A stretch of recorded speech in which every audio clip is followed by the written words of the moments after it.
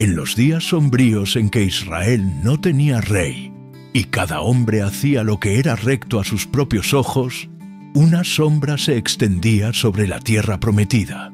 Los filisteos, un pueblo del mar, maestros del hierro y la guerra, dominaban las llanuras costeras y oprimían a los hijos de Abraham con puño de hierro.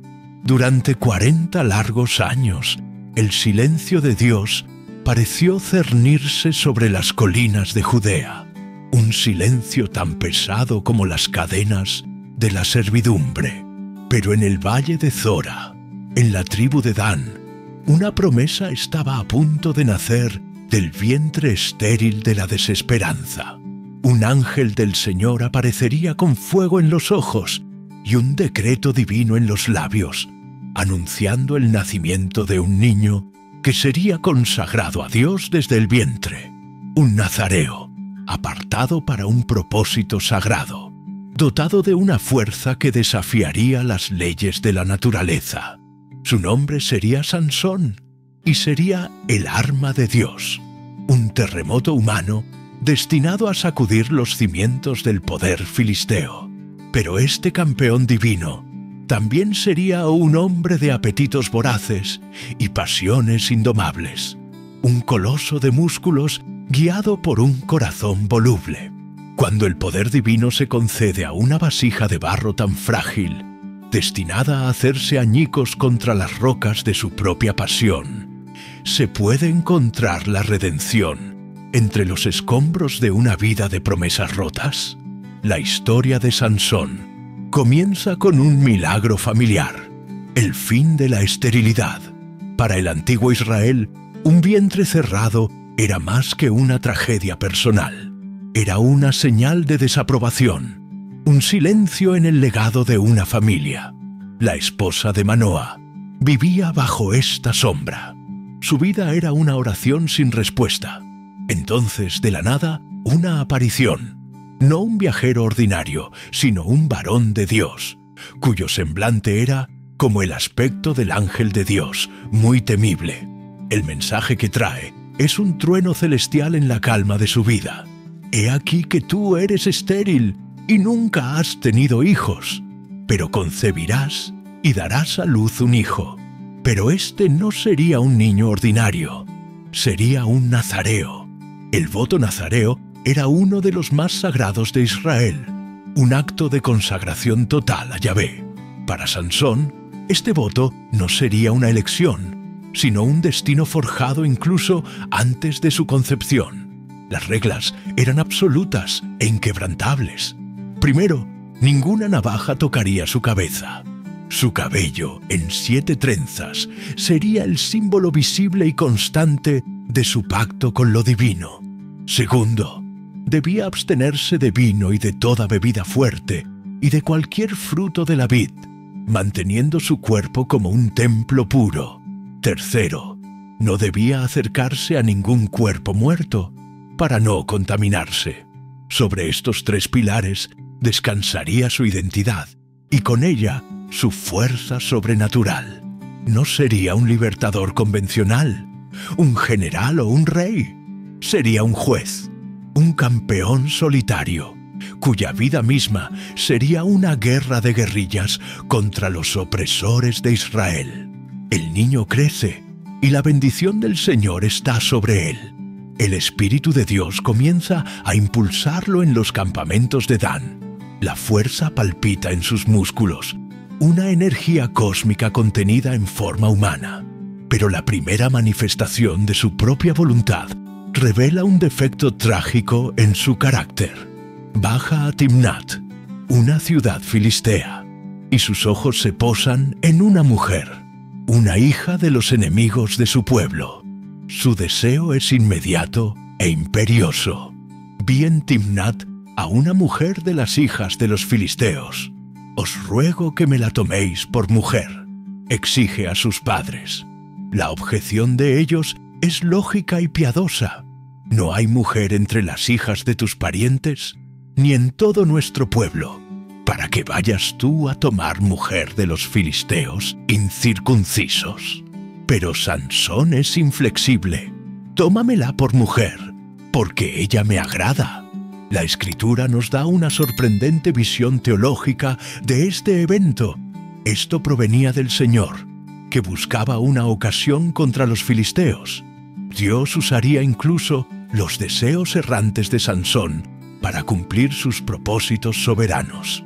De camino a Timnat, para formalizar el compromiso, la primera prueba de su fuerza se manifiesta de una manera salvaje y primordial. Un león joven, rugiendo, lo ataca. El Espíritu del Señor vino sobre él con tal poder que despedazó al león con sus propias manos, como se despedaza un cabrito. Fue un acto de poder puro, un secreto guardado en su corazón. Tiempo después, al regresar, se desvía para ver el cadáver del león y encuentra un enjambre de abejas y miel dentro de él. Come la miel, una dulzura nacida de la muerte y la fuerza. Este evento se convertiría en la base del famoso acertijo que propondría en su banquete de bodas, una celebración de 7 días impregnada de la cultura filistea. Ante 30 compañeros filisteos, lanza el desafío: del devorador salió comida, y del fuerte salió dulzura. El acertijo era más que un juego, era un reflejo de su propia naturaleza paradójica. Él era el fuerte de quien provendría la dulzura de la liberación para Israel, pero también el devorador cuya furia consumiría a sus enemigos. Incapaces de resolver el acertijo, los filisteos recurren a las amenazas, coaccionando a su novia. Persuade a tu marido para que nos declare el enigma, para que no te quememos a ti y a la casa de tu padre. La mujer, atrapada entre el miedo y la lealtad, llora y presiona a Sansón hasta que, al 7º día, él cede. Su primer acto de vulnerabilidad, nacido de la intimidad, conduce a su primera traición. La respuesta es revelada, y Sansón, enfurecido, ruge: si no hubierais arado con mi novilla, nunca habríais descubierto mi enigma. Consumido por la ira, el Espíritu del Señor vuelve a venir sobre él. Baja a Ascalón, mata a 30 hombres filisteos, toma sus vestiduras para pagar la apuesta y regresa a la casa de su padre, ardiendo de furia. El matrimonio había terminado, pero la guerra de un solo hombre acababa de comenzar. El ciclo de provocación y represalia se intensifica, volviéndose cada vez más sangriento. Al intentar reconciliarse con su esposa, Sansón descubre que su padre la había entregado a otro hombre. El dolor del rechazo personal se transforma en una rabia de escala nacional. Su venganza es creativa y devastadora. Captura 300 zorras, las ata en pares por la cola, sujeta una antorcha encendida a cada par y las suelta en los sembradíos de trigo, viñedos y olivares de los filisteos. El fuego consume la cosecha, el sustento de sus enemigos. La represalia filistea es igualmente brutal. Queman a la mujer y a su padre. La violencia engendra más violencia. Sansón, ahora impulsado por una venganza personal y justiciera, los hiere con una gran matanza, hiriéndolos cadera y muslo, una expresión para una derrota abrumadora y humillante. Luego se retira a una cueva en la peña de Etam, un guerrero solitario en un exilio autoimpuesto. La presencia de Sansón era una amenaza tal que los filisteos enviaron un ejército entero a la tribu de Judá para capturarlo. Aterrados, 3000 hombres de Judá suben a la peña de Etam, no para luchar junto a su campeón, sino para entregarlo. ¿No sabes tú que los filisteos dominan sobre nosotros?, preguntan, revelando la profundidad de la sumisión de Israel. ¿Por qué nos has hecho esto? Sansón, en su soledad, acepta ser atado y entregado, con la condición de que sus propios hermanos no lo maten. Es atado con 2 cuerdas nuevas y llevado ante los filisteos, quienes lo reciben con gritos de triunfo. Pero su triunfo es prematuro. En el momento de su mayor humillación, el Espíritu del Señor viene sobre él con un poder abrumador. Las cuerdas en sus brazos se vuelven como lino que se ha quemado con fuego. Sus ataduras se derriten. Divisa una quijada de asno fresca, un arma improbable, un hueso despreciado. En sus manos se convierte en un instrumento de masacre divina. Con ella mata a 1000 hombres. La llanura se llena de cadáveres. Agotado y exultante clama: con la quijada de un asno, montones sobre montones, con la quijada de un asno he matado a 1000 hombres. Él es el juez de Dios, la fuerza de la naturaleza, el ejército de un solo hombre. En la cima de su victoria, sin embargo, se enfrenta a la muerte por sed.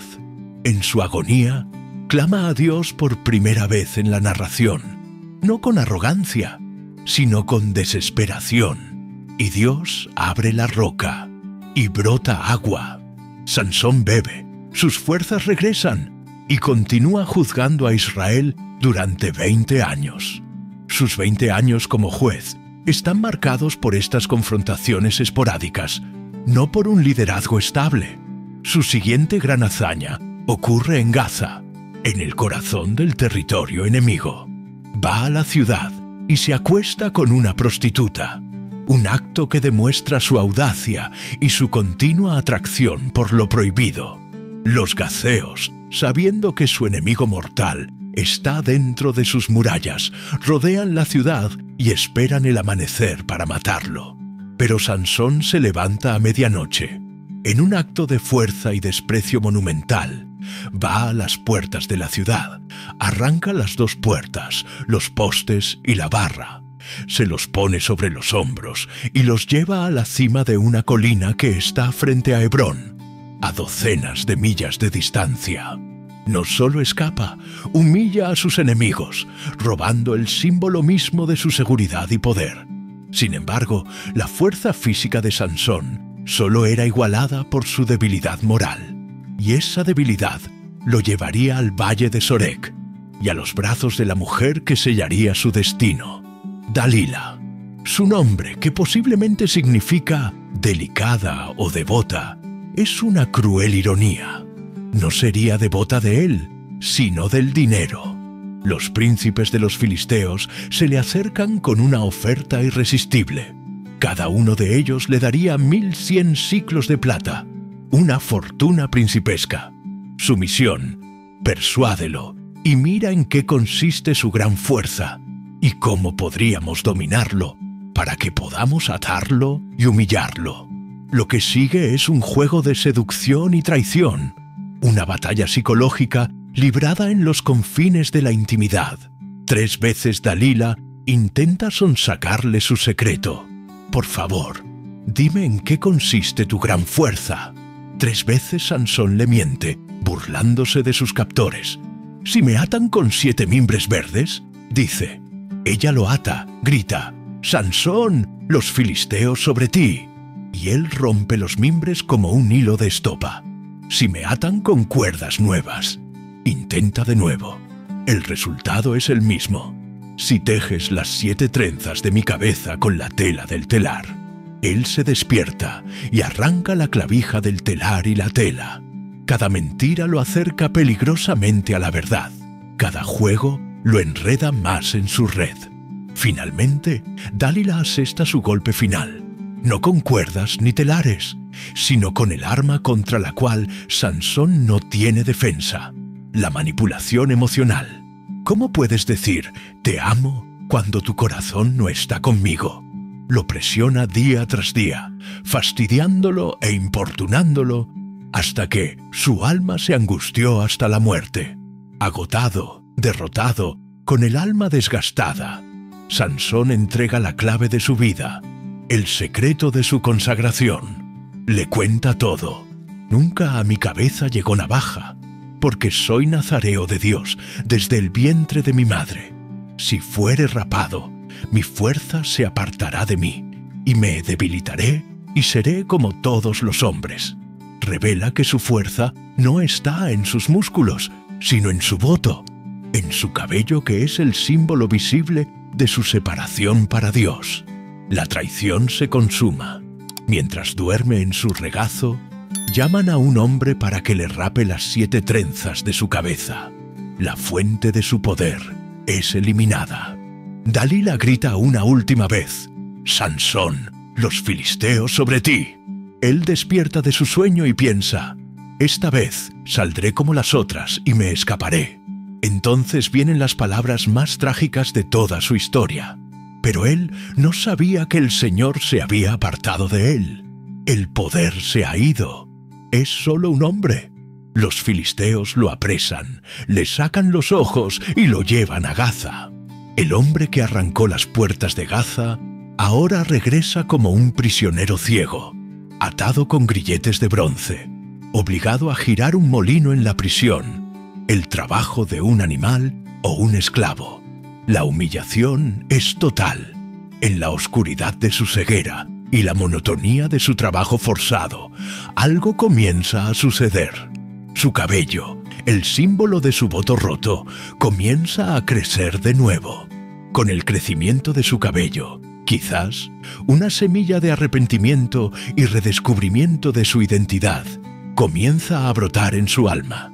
Los príncipes de los filisteos se reúnen para ofrecer un gran sacrificio a Dagón, su dios pez, y para regocijarse, diciendo: «Nuestro Dios entregó en nuestras manos a Sansón nuestro enemigo». El templo está abarrotado, con unos 3000 hombres y mujeres en el techo, todos observando mientras sacan a Sansón para que los divierta. El campeón de Dios, el terror de los filisteos, es ahora objeto de burla, un trofeo ciego exhibido para la gloria de un ídolo pagano. En su más profunda degradación, Sansón eleva una última oración. No es una oración por liberación, sino por poder para un último acto de venganza y cumplimiento de su propósito. Le pide al joven que lo guíe, que le deje sentir las columnas centrales que sostienen el templo. Y entonces, con sus manos en las 2 columnas, clama a Dios: «Señor Dios, acuérdate ahora de mí y fortaléceme. Te ruego, solamente esta vez, oh Dios, para que de una vez tome venganza de los filisteos por mis 2 ojos». Se inclina hacia adelante con todas sus fuerzas. La piedra gime, los cimientos tiemblan, y con un rugido cataclísmico de piedra y madera astillándose, el gran templo de Dagón se derrumba, sepultando a Sansón y a miles de sus enemigos bajo los escombros. La escritura concluye con un recuento sombrío e irónico. Y los que mató al morir fueron muchos más que los que había matado durante su vida. Llegamos entonces al final de esta saga épica y trágica, y debemos volver a nuestra pregunta inicial. Cuando el poder divino se concede a una vasija de barro tan frágil, destinada a hacerse añicos contra las rocas de su propia pasión, ¿se puede encontrar la redención entre los escombros de una vida de promesas rotas? La vida de Sansón parece, en muchos aspectos, un fracaso colosal. Rompió cada aspecto de su voto nazareo. Fue impulsado por la lujuria y la venganza, y murió como un prisionero ciego y humillado. Sin embargo, la respuesta que ofrece su historia es un sí rotundo y paradójico. La redención de Sansón no se encontró a pesar de su vida rota, sino precisamente a través de ella. Su momento final no fue solo un acto de suicidio vengativo, fue su primera y única oración, pidiendo fuerza para cumplir el propósito de Dios, no el suyo propio. En su ceguera, finalmente vio con claridad. En su debilidad, se apoyó por completo en la fuerza de Dios. En su muerte, asestó el golpe más significativo contra los opresores de Israel. Su vida es un testimonio brutal de la soberanía de un Dios que puede usar incluso los instrumentos más defectuosos y los deseos más egoístas para tejer el tapiz de sus designios. La redención de Sansón no borró sus errores, sino que los consumió en un acto final de sacrificio que realineó su destino con su llamado divino. Su historia sigue siendo una sombría advertencia sobre el peligro de la pasión desenfrenada y el poder sin sabiduría, pero también un faro de esperanza que muestra que el propósito de Dios no puede ser frustrado y que incluso en la más profunda oscuridad, en el último aliento, es posible encontrar la fuerza para derribar los templos de nuestros enemigos y finalmente cumplir el llamado para el cual fuimos creados.